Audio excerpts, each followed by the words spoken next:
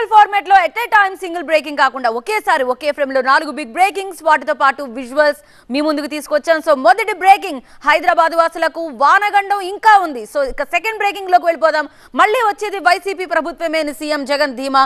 Third breaking చూస్తున్నాం, అల్లర్లపై సిఈసికి వివరణ ఇచ్చిన ఏపీ సీఎస్ అండ్ డీజీపీ. ఇక ఫోర్త్ బ్రేకింగ్, మహారాష్ట్రలో అధికారుల సోదాలు, కోట్లాది కొద్ది నగదు సీజ్. ఈ 4 బ్రేకింగ్ వార్తలకు సంబంధించి డీటెయిల్ రిపోర్ట్ చూద్దాం.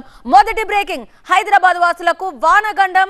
భారీ వర్షంతో నగర వీధులన్నీ జలమయమయ్యాయి, నీట మునిగాయి కాలనీలు. ఇక ట్రాఫిక్ జామ్ అయితే విపరీతంగా ఉంది. భారీ వర్షాలు ఇంకా ఉంటాయని వాతావరణ విభాగం హెచ్చరికలు జారీ చేసింది. నగర వాసులు అప్రమత్తంగా ఉండాలంటూ జీహెచ్ఎంసీ హెచ్చరిస్తోంది. సెకండ్ బ్రేకింగ్, మళ్ళీ వచ్చేది వైసీపీ ప్రభుత్వమే అని సీఎం జగన్ ధీమా వ్యక్తం చేశారు. ఎన్నికల్లో వచ్చే ఫలితాలతో దేశం షాక్ కాబోతోందంటున్నారు.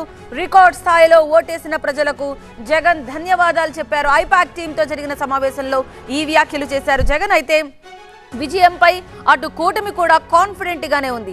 గెలుపెవరిదో తేలాలంటే జూన్ 4 వరకు వెయిట్ చేయాల్సిందే.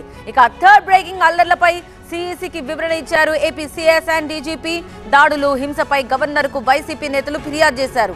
ఈ ఆఫీస్ అప్గ్రేడేషన్ నిలిపేయాలని గవర్నర్ కి బాబు లేఖ రాయడం, వరుస ఫిర్యాదులు, నేతల వ్యాఖ్యలతో ఏపీ రాజకీయాలు హాట్ గా మారిపోయాయి. ఇక 4వ బ్రేకింగ్, మహారాష్ట్రలో కళ్ళు చెదిరేలా నోట్ల కట్టలు గుట్టలు మీరు చూస్తున్నారు. 3 రోజుల సోదాల్లో ఏకంగా 170 కోట్ల నగదుని సీజ్ చేశారు. దొరికిన సొత్తు లెక్కించడానికి ఏకంగా 14 గంటల సమయం పట్టింది. పన్ను ఎగవేతకు సంబంధించిన ఆరోపణలతో నాందేడ్లోని ఆర్థిక లావాదేవీలు జరిపే సంస్థలపై ఈ సోదాలు జరిపినట్టుగా సమాచారం. ఇవి సమయానికున్న 4 బిగ్ బ్రేకింగ్ వార్తలు.